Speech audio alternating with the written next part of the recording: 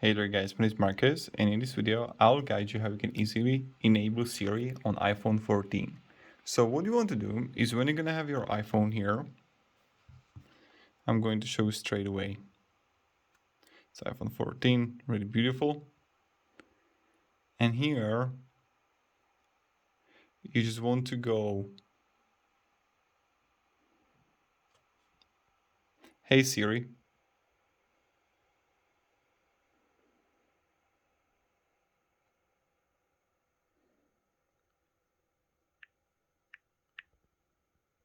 And you're going to write Siri in settings. Now, there's a couple of different ways to do this.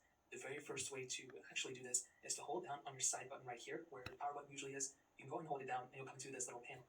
Now, in order for you to actually turn on Siri, you can go ahead and click on the little turn on button down here, and it will go ahead and bring you straight into the little area where you can go ahead and turn on Siri if you want to. So you can follow through with those directions, and that's really pretty much it. Now, the other option you have is going straight within your click on Siri option. So typically it's up top. I don't know why I scroll down this much. So you can see right here it's Siri and search. So all you have to do is go ahead and click on that Siri and search option.